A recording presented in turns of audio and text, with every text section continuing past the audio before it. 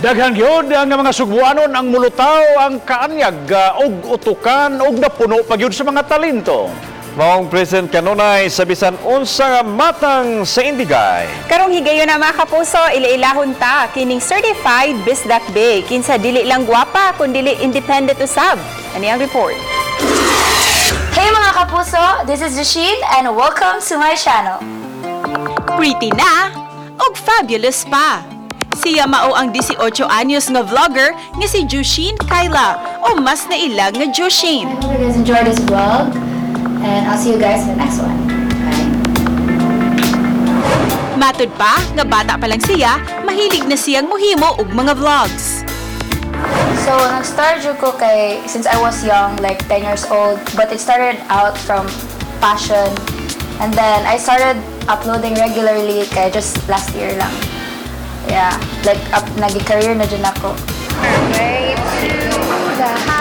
Hangtod nga ang iyang mga post, nakadani sa mga nananaw. Maong midaghan ang iyang mga subscribers ug mga views. Hasta gani ang nagkalain-laing lugar na adtuan na ni Joshine. Started like, not even 1K. Mudo lang ko out of fun because I like it. And then, it started going up. My channel started going up when naa sa mga bare months last year. Yeah, muna na start na siya like around 20 to 500,000. Apan ang paghimo og vlog, dili kay hobby lang niya, tungod kay karon usa na siya ka-earning teenager. Matud ni Joshine nga sa usa ka social media site pa lang, double digit na ang matigom niya kada buwan. Wa pay labot ni ini ang ubang mga activities ug mga imbitasyon nga iyang adtuon. Matud niya, ganahan siya mukuha og political science sa kolehiyo. Ug siya na mismo ang mupaeskwela sa iyang kaugalingon.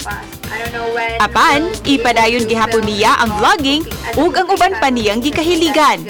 Happy kay ko kay I got to live na using my own money. Inga na gani at a young age na pwede na ko mo like I can even try to kanang pay my rent for college. Inga na. And I also because of that kay marang nag-help og other people gani. I do workshops for vlogging and all. So marang advantage siya na they get to inspire people. Matuod lang kini nga si Joshine, usa ka certified independent Bisdak Bay. Uban ni Lian Sinkulan ug Jovel Ubiso, Cecil Kibod Castro, Balitang Bisdak.